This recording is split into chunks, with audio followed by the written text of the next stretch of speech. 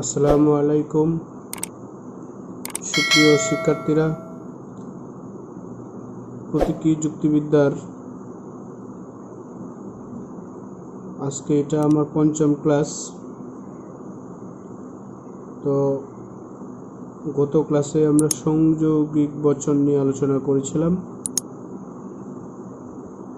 আজকে বৈকল্পিক বচন নিয়ে এবং বৈকল্পিক অপেক্ষক নিয়ে আজকে কিছু আলোচনা করব।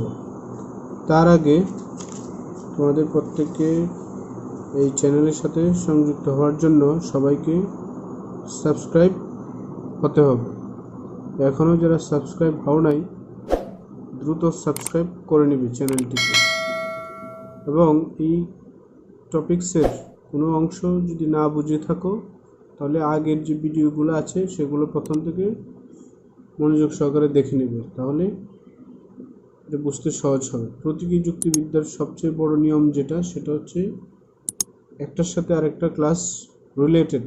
তো একটা ক্লাস যদি মিস হয়ে যায় তো বাকি অংশটুকু বুঝতে পারবে না। এজন্য ধারাবাহিকভাবে প্রত্যেকটি ক্লাস দেখে যাবে, তাহলে বিষয়গুলো বুঝতে অনেক সহজ হবে।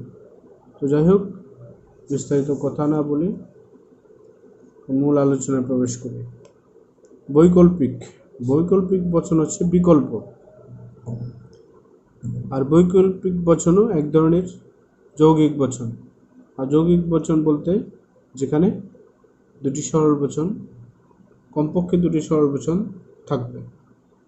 যে আমরা বৈকল্পিক বচনের সংজ্ঞা দিতে গিয়ে বলতে পারি যে দুই বা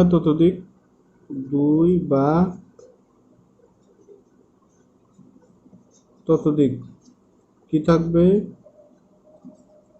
সরল বচন। দুই বা ততোধিক সরল বচন অথবা বা কিংবা এই সমস্ত শব্দ দ্বারা যুক্ত হয়ে যখন কোনো বচন গঠিত হবে, নতুবা, নয়তো, পক্ষান্তরে, এগুলা থাকবে। এই সমস্ত শব্দ দ্বারা দুই বা ততোধিক সরল বচন যুক্ত হয়ে যে বচনটি গঠিত হবে সেটাকে আমরা বলি বৈকল্পিক বচন। কি বলি? বৈকল্পিক বচন। আরভিং এং কপি তিনি বলেন, যখন দুই বা ততোধিক উক্তি বা বচনের মাঝে অথবা বসিয়ে বৈকল্পিকভাবে সংযুক্ত করা হয়, তখন তা থেকে উৎপন্ন যৌগিক উক্তি বা বচনকে বৈকল্পিক বচন বলা হয়।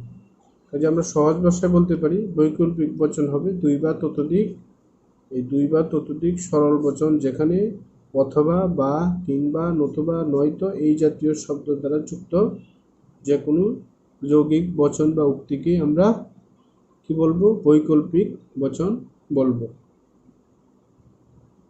যে সকল সরল বচন দিয়ে বৈকল্পিক বচন গঠিত হয় তাদের প্রত্যেকটিকে এক একটি বিকল্প বলা হয়। তাদের এই যে বলা হয়েছে দুই বা ততোধিক সরল বচন, এই দুই বা ততোধিক সরল বচন এর প্রত্যেকটিকে আলাদা আলাদাভাবে এক একটি বিকল্প বলা হয়ে থাকে।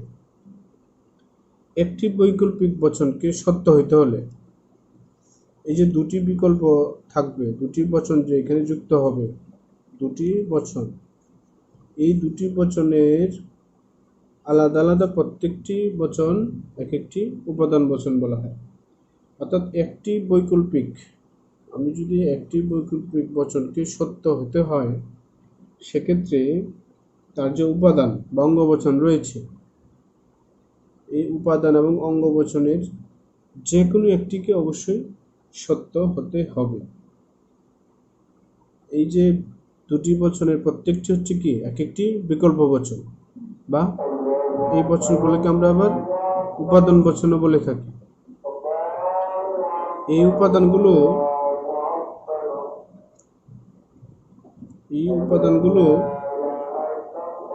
এক একটি বিকল্প হয়, আর এই এক একটি বিকল্প বৈকল্পিক বচন সত্য হওয়ার ক্ষেত্রে এই এক একটি বিকল্পকে তার যে কোনো একটি বিকল্প সত্য হতে হবে, সত্য হতে হবে। যদি বৈকল্পিক বচনটি সত্য হতে হয়,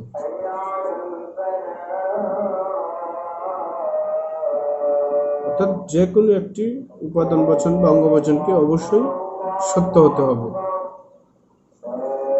কোনো কোনো ক্ষেত্রে উভয়টি সত্য হতে পারে, তবে বৈকল্পিক বচনের ক্ষেত্রে উভয় যে কোনো একটি সত্য হতে হবে অথবা উভয় সত্য হতে পারে, কিন্তু উভয়ই কখনোই বিকল্প মিথ্যা হতে পারবে না। অর্থাৎ এখানে যে বচনগুলো আমরা ব্যবহার করব সরল বচন, তার প্রত্যেকটি বচনের এক একটি বিকল্প। আর বৈকল্পিক বচন সত্য হতে হলে অবশ্যই এক একটি বিকল্প বচন অবশ্যই একটিকে সত্য হতেই হবে, তবে উভয় বিকল্প সত্য হতে পারে, কিন্তু কখনোই উভয় বিকল্প মিথ্যা হতে পারবে না। এটাই হচ্ছে বৈকল্পিক বচনের নিয়ম। আমি আবারও বলছি, বৈকল্পিক বচনের নিয়ম হলো প্রথমে কমপক্ষে একটি বিকল্পকে সত্য হতে হবে, সত্য হতে হবে। 2 নম্বরে হচ্ছে উভয়টি সত্য হতে পারে, উভয়টি কি হতে পারে? সত্য হতে পারে। 3 নম্বরে যেটা বলা যেতে পারে, কখনোই উভয়টি মিথ্যা হতে পারবে না, মিথ্যা হতে পারে না।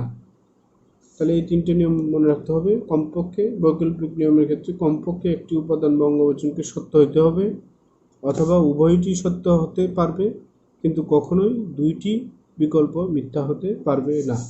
এবার আমরা একটি উদাহরণ দেখি। তিনি কাল ঢাকাতে যাবেন। তিনি আজ রাতে খবর পাঠাবেন। কি বলা হয়েছে? তিনি কাল ঢাকাতে যাবেন। দ্বিতীয়টাতে বলা হয়েছে তিনি আজ রাতেই খবর পাঠাবেন, খবর পাঠাবেন।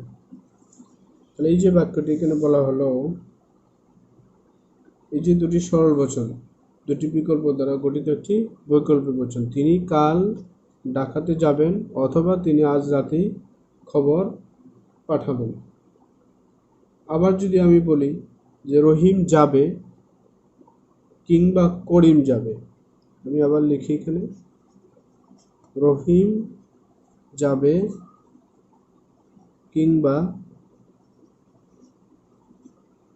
করিম যাবে, রহিম যাবে অথবা করিম যাবে।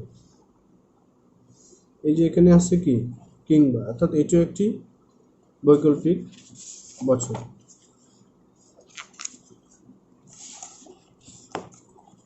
এটিও একটি বৈকল্পিক বচন।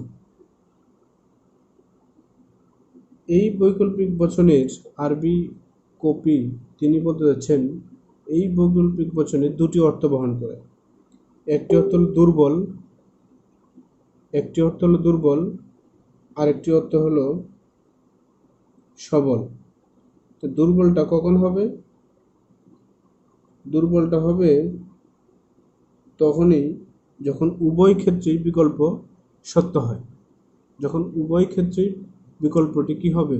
সত্য হবে, তখন এই বৈকল্পিক বচনের অর্থটা সবল অর্থ, দুর্বল অর্থ গ্রহণ করে। যেমন ছেলেটি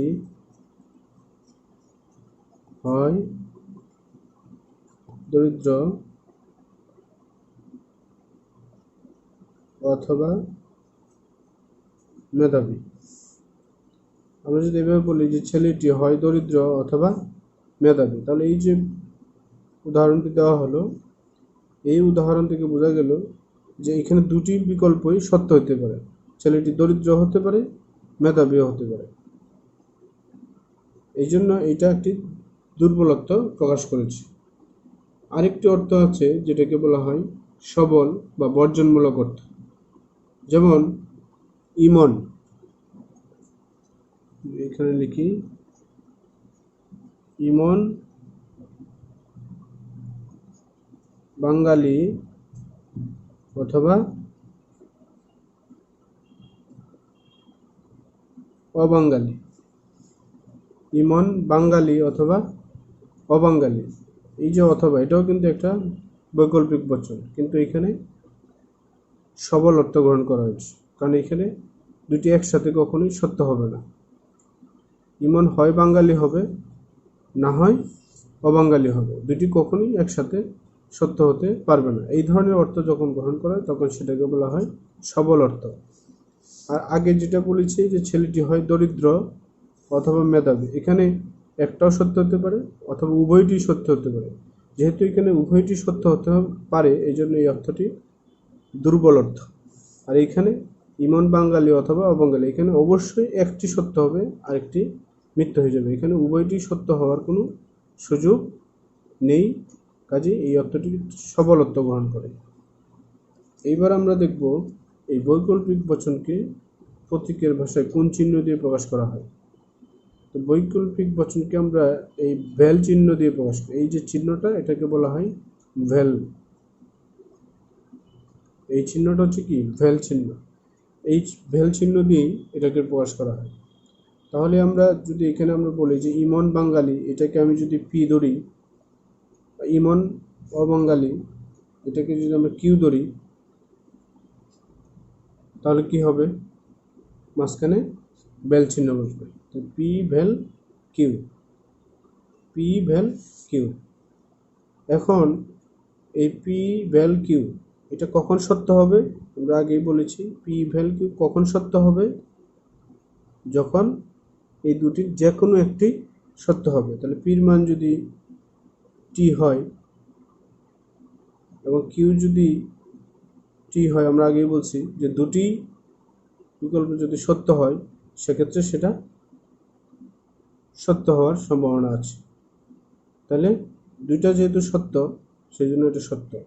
আমরা আরও পড়েছি যে কোনো একটি সত্য হলে বচনটি সত্য হবে। তাহলে একটা সত্য একটা মিথ্যা হলে সেটা কি হবে? সত্য হবে।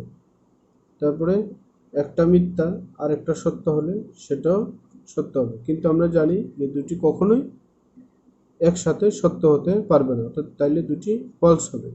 দুটো ফলস হলে সেটা তখন ফলস হয়ে যাবে, অর্থাৎ মিথ্যা হয়ে যাবে। তো এই হচ্ছে এটার মূল কথা। তাহলে এটা যদি আমি বিশ্লেষণ করি, তাহলে পি ভ্যাল পি সত্য, কিউ সত্য, পি ভ্যাল কিউ সত্য। পি সত্য, কিউ মিথ্যা, তখনও পি ভ্যাল কিউ সত্য। তারপরে যদি বলি পি মিথ্যা, কিউ সত্য, তাহলে পি ভ্যাল কিউ সত্য হবে, কারণ আমরা জানি যে কোনো একটি মান সত্য হলে সেটি সত্য হয়। পি মিথ্যা, কিউ মিথ্যা, সুতরাং পি ভ্যাল কিউ মিথ্যা হবে, কারণ আমরা জানি যে উভয়টি কখনো মিথ্যা হতে পারে না। এবার যদি আমরা একটা সত্য সারণী বসাই তাহলে কি হবে? সত্য সারণীর সাহায্যে আমরা দেখাই।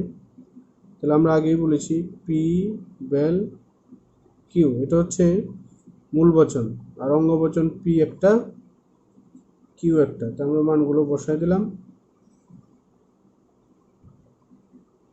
এখন পির মান যদি টি ধরি, উভয়টির ক্ষেত্রে যদি সত্য হয়, তাহলে পি কিউ সমান টি।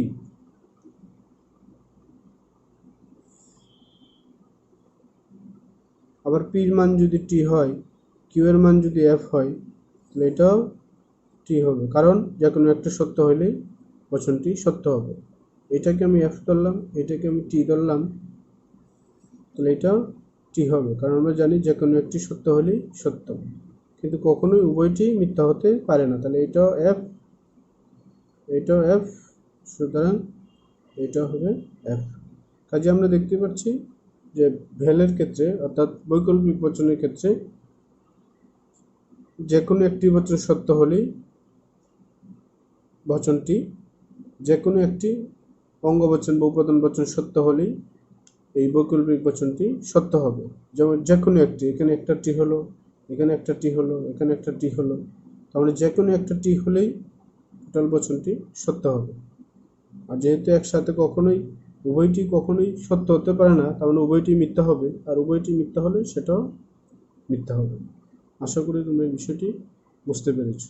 তো আজকে এই পর্যন্তই। খুদা হাফেজ।